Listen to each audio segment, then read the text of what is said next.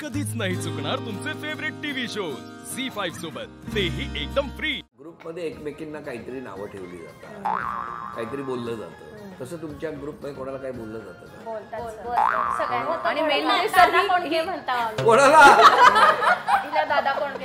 Double meaning काय, आमचा असं कितीचा ग्रुप जमला ना तर काही बोलायला लागलं तर डबल मिनिंग काढते आणि फेस्टेवारी हसण्यावरती विषय घालवती। मला पण एकदा अजून एक ग्रुप मधली मैत्रीण आहे, मग ते कितीचे हिशोब वगैरे असतो ना, ती मला काय म्हणली तू पैसे वापरत असशील असं म्हणली, तेव्हा मला खूप वाईट वाटलं आणि सगळे पैसे माघारी देऊन टाकले सर।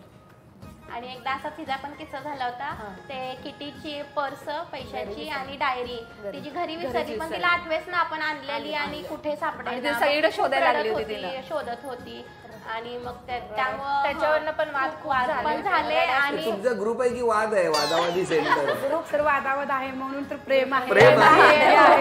आणि नाही नंतर पण खूप सपोर्ट दिला, सांभाळलं तिला, नाही होईल सगळं आपण करूया, पण नंतर ना तिला पर्स ते सगळं मिळालं। तुमच्यात भांडायला कोणाला आवडतं?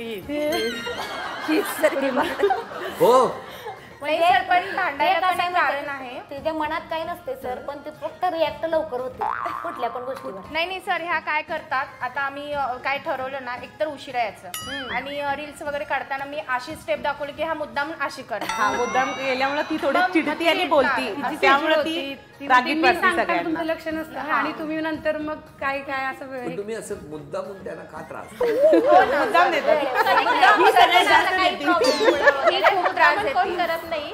तुमचं कसं, लव्ह मॅरेज की नाही अरेंज मॅरेज? तुमचं अरेंज मॅरेज। अरेंज नाही लव्ह मॅरेज।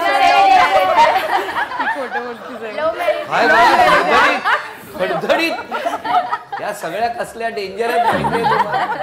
गैरसमज आहे, गैरसमज आहे।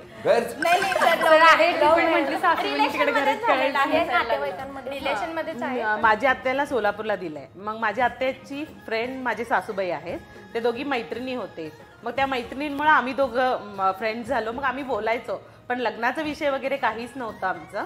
मग नंतर घरी वगैरे बोलायला लागले की, म्हणजे माझ्या सासूबाईंनी विचारलं आत्याला, मग माझे घरचे पण हो बोलले आणि गहिनीनाथ महाराज औसेकर आमचे गुरु आहेत, त्यांनी पण मग म्हणजे माझे फोटोज वगैरे बघून म्हटले की ठीक आहे, केलं तर चालेल। मग ते असं लग्न झालेलं आहे, फ्रेंड्स असल्यामुळे सगळे लव्ह मॅरेज म्हणून क्रिएट अरेंज लव्ह मॅरेज फायदे असतात की अरेंज? अजिबात नाही ना, लव्ह मॅरेज वाईटच नाहीये, पण ते असं सगळ्यांना गैरसमज झालेला आहे। नाही पण लव्ह मॅरेज मला काही इश्यू नाहीये की लव्ह मॅरेज बद्दल नाही बोलत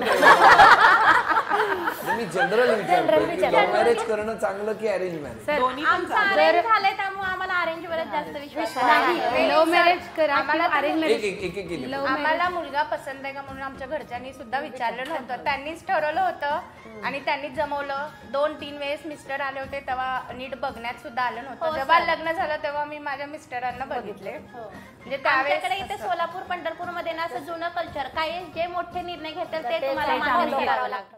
झी5 ॲप डाउनलोड करा आणि पहा सर्व एपिसोड्स एकदम फ्री।